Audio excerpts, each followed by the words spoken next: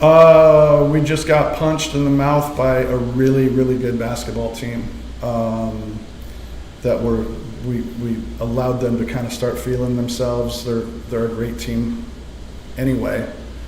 And so our lack of physicality, I think, was a factor early by letting them get going, and then it just kind of spiraled from there and got a little bit out of control. You know, like we like to think of our team as a group that is never going to back down from a fight, and we just didn't have the fight tonight.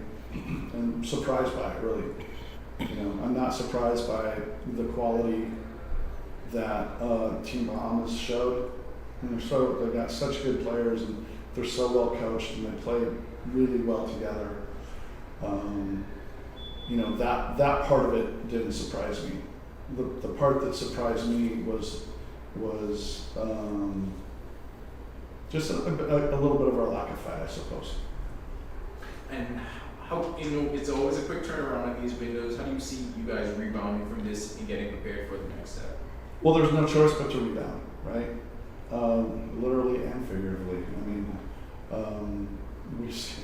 we go from one great team to another great team. You know, we talked about this in the first two windows. We were put in the most difficult pool in the tournament. And, you know, when you're talking about Canada, Puerto Rico, and Bahamas, you got your work cut out for you. So yeah, we know what's ahead. We got to flush this one. We got to put it in the rearview mirror. Can't feel sorry for ourselves, and get ready for another great basketball team. Andrew, you carried the load offensively so much for your team tonight. What were you seeing out there that you felt gave you an advantage? I was just trying to read the defense. Just let the game come to me. Just let it flow. But I got to do a better job of getting my teammates in a position to where they can score and make it easier for them as a point guard on this team. So I take responsibility on that. And Team Bahamas has these big names coming into the game, NBA names, but matching your game against theirs, what do you think about the performance that you had? The ball is round. Anything can happen. I believe in myself and the work I've put in through the years. So that's it. The same question that I asked Coach, you know, quick turnaround. How do you prepare yourself and rebound and, you know, get ready to go, get back out there and do it against another great team? I think we look at the positives we had, focus on that, look at the negatives, learn from it, move on, hop on the flight, and you got to flush the game. There's nothing you can do now. Thank you, gentlemen. Thank you. Thank you. You don't want us more?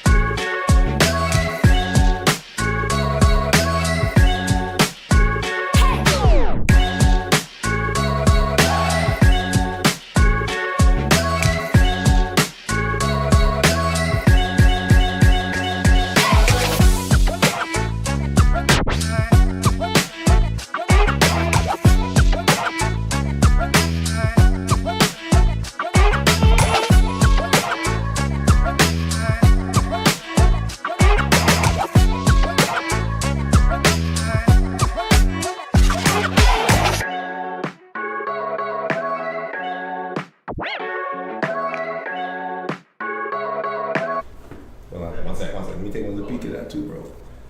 How much points you got? 26. Your coach must be like give you shots, ain't you? Postgame press conference for Team Bahamas after the win over Team Jamaica. We will begin with a statement from Coach McLean. Unbelievable opportunity. Our guys seized the moment. Coming here and playing back home. We haven't played back home well. So, you know, our leaders, VJ, Buddy, Keno, really just hit an emphasis of just kind of coming hard from the start and punching these dudes in the mouth first. And I think we did a really good job of responding. So really proud of our group, really proud of our staff, and really proud of our country that we represented in the right way. There was so much pressure, I think, coming into this game for Team Bahamas faced pretty much with the must-win situation with the big-name guys at home. Obviously, they responded well, but that moment right before the game, what was the mood like for this team heading into this? I thought it was really light. You know, we knew what the opportunity was. We knew what we had at stake, but we never felt the pressure. You know, we prepared really well. So when you prepare well, there's nothing to be. You know, you don't feel no pressure at all. So, you know, like I said, just having veteran leaders and young leaders like VJ lead the way, it's just made it really easy for this group and for the staff. It's a bit of a hard-fought game, helter-skelter in the first quarter. It really broke out in the second. I think Franco was pretty much the catalyst behind that, but then everyone got into the act. I know one of the things in training camp he was telling everybody was when you get that shot, shoot it. Yeah. They did that here in this game. Yeah. I mean, it's we got so many different guys that just create opportunities for one another. So if VJ creates a shot for Franco creates a shot for Buddy.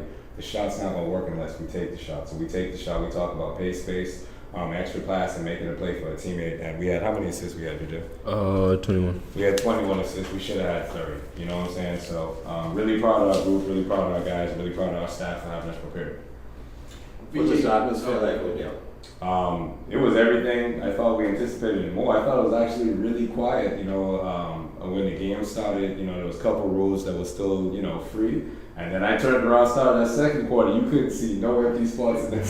So I thought it was, it was rowdy. But I thought, the biggest thing we talked about with our group was just being composed through it all. You know, we played loud music in practice the last 2 days, so our guys can have elite communication, so we could stay connected on both ends of the floor. So it was an unbelievable atmosphere, and we did a really good job of packing the gym. How does this prepare you for Monday night? Prepares us well. We're prepared now. We haven't talked about Puerto Rico at all. We haven't talked about their personnel. We haven't talked about their style of play. But the best thing is, like I said, we made plays for one another offensively. We had a lot of good possessions on defense. We really talked about transition defense and defensive rebounding. We had a couple of slip outs, but I thought we really, really responded well. VJ, you missed your first 4 threes, I think, and then after that, really went off. What was the difference in that? I mean, every shot was in and out. So I was like, I got to be doing something wrong because they're missing. So just had to get the shot up. It was kind of flat. Just give it a chance to go in. So yeah, I ain't going to stop shooting though. Obviously not. When we talked this morning, you said you wanted to put on a show for this crowd. This is going to be your first time with the senior national team playing at home. Do you think you did that? You gave them the show that they wanted? I hope so. Beam is a hard critic, so I hope I put on a show. But we got one more game, and that's my main focus right now. Learn from the film, and then focus on Puerto Rico. I know everyone talks about the NBA guys. You're going to be the headliners, but talk about the supporting cast and how well they played, because that 3-point barrage trickled down to everybody. Yeah, we got a great group of guys around us. Everyone on the floor can play at any time, in any situation.